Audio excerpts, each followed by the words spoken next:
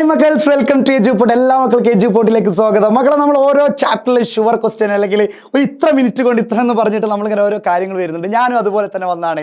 6 minute കൊണ്ട് നിങ്ങൾ തമ്പിൽ കണ്ട പോലെ തന്നെ 6 മിനിറ്റ് കൊണ്ട് 10 മാർക്ക് എങ്ങനെ വാങ്ങാം? 6 മിനിറ്റ് കൊണ്ട് 10 മാർക്കാ അല്ലേ? കണ്ടപ്പോൾ ഒന്ന് ഞെട്ടിപ്പോയില്ലേ? അതേടാ, ചുരുക്കം പറഞ്ഞ 6 മിനിറ്റും വേണ്ട.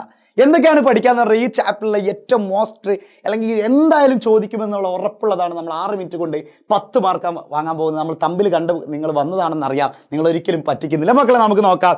ചാപ്റ്ററിന്റെ പേര് എക്കണോമിക് ഡെവലപ്മെന്റ് ഇൻ ഇന്ത്യ എന്നുള്ളത്. അതിലുള്ള ക്വസ്റ്റ്യൻ ആണ് മക്കളെ. Objectives of economic planning in India.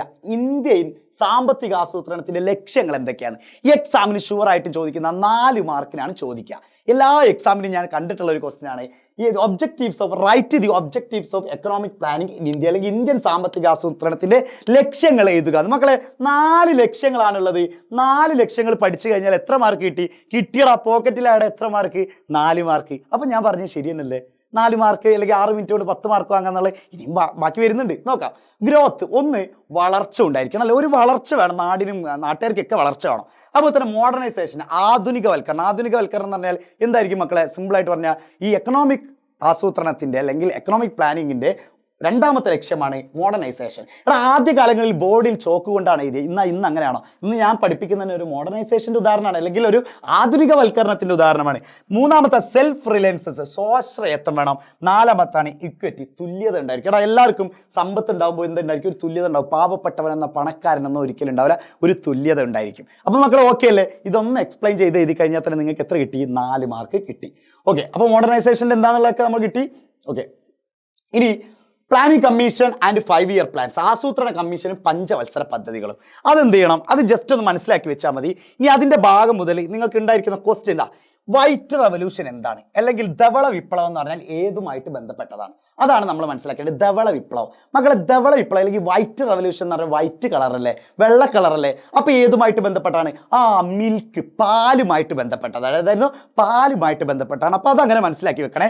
ധവള വിപ്ലവം അല്ലെങ്കിൽ വൈറ്റ് റവല്യൂഷൻ എന്ന് പറഞ്ഞാൽ പാലുമായിട്ട്, മിൽക്കുമായിട്ട് ബന്ധപ്പെട്ടതാണ്. അതുപോലെ തന്നെ മക്കളെ, നീല വിപ്ലവം നോക്കി നോക്കാം. നീല വിപ്ലവം എന്ന് പറഞ്ഞു കഴിഞ്ഞാൽ ഏതായിരുന്നു? ഇവിടെ മദ്യോൽപാദനമാണ്. ഇവിടെ മത്സ്യം നാട്ട, ഫിഷ് നാട്ടവൻ്റെ ഫിഷ് എന്ന് പറഞ്ഞാൽ എന്താ? മത്സ്യം. മത്സ്യോൽപാദന മേഖലയുടെ പുരോഗതിയെ ലക്ഷ്യമാക്കിക്കൊണ്ടാണ് ഏത് വന്നത്? നീല വിപ്ലവം അല്ലെങ്കിൽ ബ്ലൂ റവല്യൂഷൻ എന്ന് പറയുന്നത്. ഇനി അടുത്തതാണ് ഹരിത വിപ്ലവം. മനസ്സിലായ മക്കളെ? Green revolution. ഗ്രീൻ റവല്യൂഷൻ എന്ന് പറഞ്ഞാൽ 1970 മുതൽ 80 വരെയുള്ള 2ാം ഘട്ടത്തിലും അതുപോലെ തന്നെ 960 മുതൽ 970 വരെയുള്ള 1ാം ഘട്ടത്തിലും കാർഷിക ഉൽപ്പന്നം നന്നായിട്ടുണ്ട്, അല്ലെങ്കിൽ കൃഷി നന്നായിട്ടുണ്ട്. അപ്പോൾ കൃഷിയുടെ കളർ അല്ലെങ്കിൽ വനത്തിൻ്റെ കളറൊക്കെ എന്താണ്? ഗ്രീൻ അല്ലേ? അതിന് ഗ്രീൻ റവല്യൂഷൻ എന്ന് പറയും. അപ്പോൾ ഹരിത വിപ്ലവം എന്ന് പറഞ്ഞാൽ കൃഷിയുമായിട്ട് ബന്ധപ്പെട്ടത്. ധവള വിപ്ലവം അല്ലെങ്കിൽ വൈറ്റ് റവല്യൂഷൻ എന്ന് പറഞ്ഞാൽ പാലുമായിട്ട്, മിൽക്കുമായിട്ട് ബന്ധപ്പെട്ട്. ബ്ലൂ റവല്യൂഷൻ, നീല വിപ്ലവം എന്ന് പറഞ്ഞു കഴിഞ്ഞാൽ മത്സ്യോൽപാദനം, ഫിഷിൻ്റെ പ്രൊഡക്ഷനുമായിട്ട് ബന്ധപ്പെട്ട കാര്യങ്ങളാണ്. ഇനി അടുത്തതാണ് മക്കളെ NITI Aayog, national institution for transforming India. ഇത് നിങ്ങളോട് ചോദിക്കും മക്കളെ, ഒന്ന് നോട്ടേക്കണേ. 1 ജാനുവരി 2015 2015 ജാനുവരി 1 ഏത് വരുന്നത്? നീതി ആയോഗ് വരുന്നത്. നീതി ആയോഗിന്റെ ചെയർമാൻ ആരാണ്? അധ്യക്ഷൻ ആരാണ്? നമ്മുടെ പ്രൈം മിനിസ്റ്റർ. അതെല്ലാ കൊല്ലം പ്രൈം മിനിസ്റ്റർ മാറിക്കഴിഞ്ഞാൽ ഇപ്പോൾ നരേന്ദ്രമോദി ഇപ്പം നിലവിലുള്ള പ്രൈം മിനിസ്റ്റർ എന്ന് ചോദിക്കാം. അപ്പോൾ ഇതിൻ്റെ ചെയർമാൻ ആരാണ്?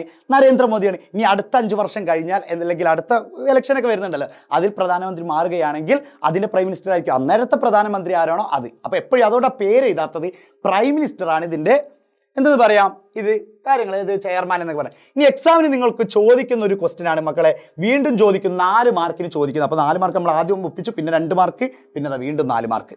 ഓക്കെ അല്ലേ?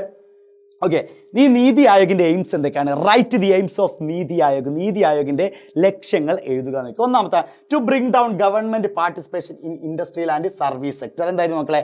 വ്യവസായ സേവന മേഖലകളിൽ സർക്കാർ പങ്കാളിത്തം കുറയ്ക്കുക. വ്യവസായ ഇതിൻ്റെ മേഖലകളിൽ എന്ത് ചെയ്യുക? ഗവൺമെൻറ് പാർട്ടിസിപ്പേഷൻ്റെ ബ്രിങ് ഡൗൺ, കുറയ്ക്കുക എന്നുള്ളതാണ്. സർക്കാർ ഇടപെട്ട് കഴിഞ്ഞാൽ അത് അങ്ങോട്ട് നടക്കണമെന്നില്ല.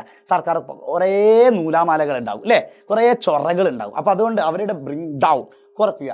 To improve agriculture production by practising mixed farming എന്ന്. To improve agriculture production by practising mixed farming. എന്താ മക്കളെ? കാർഷിക മേഖലയെ മിശ്ര കാർഷിക ഉൽപ്പാദനത്തിലൂടെ പുരോഗതിയിലേക്ക്. മിശ്ര കാർഷിക ഉൽപ്പാദനം പറഞ്ഞാൽ രണ്ടും കൂടി ചേർന്നിട്ടുള്ളതാണ് മിശ്ര കാർഷിക ഉൽപ്പാദനം. അതുപോലെ തന്നെ പ്രബല മധ്യവർഗത്തെ സുസ്ഥിര സാമ്പത്തിക വളർച്ച നേടാൻ പ്രയോജനപ്പെടുത്തുക. പ്രവാസി ഇന്ത്യക്കാരുടെ സേവന സാമ്പത്തിക സാങ്കേതിക വളർച്ചയ്ക്ക് ഉപയോഗമാക്കുക. To make use of the services non resident Indians. Non resident എന്ന് ഉദ്ദേശിക്കുന്ന ഇന്ത്യക്കാരല്ല, ഇന്ത്യയിൽ താമസിക്കാത്ത പ്രവാസികൾ ഉണ്ടാവും. ഇപ്പോൾ ഗൾഫിൽ UAE താമസിക്കുന്നില്ല, സൗദി അറേബ്യ, അമേരിക്ക, കാനഡയിലൊക്കെ താമസിക്കുന്നില്ലേ, അവരുടെ എന്താണ് എക്കണോമിക് ആൻഡ് ടെക്നോളജി. ഇവിടെ ടെക്നോളജി ആണ് കേട്ടോ, ടെക്നോളജിക്കൽ ഗ്രോത്ത്. പിന്നെ to convert the cities into secure living centre using modern industry. ആധുനിക സാങ്കേതിക വിദ്യയുടെ സഹായത്തോടു കൂടി നഗരങ്ങൾ എന്ത് ചെയ്യാൻ വേണ്ടിയിട്ട് സുരക്ഷിത ആവാസ കേന്ദ്രങ്ങളാക്കി മാറ്റുക.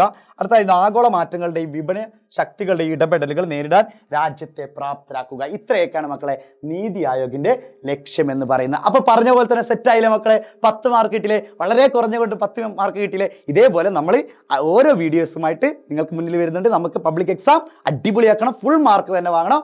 Bye bye bye.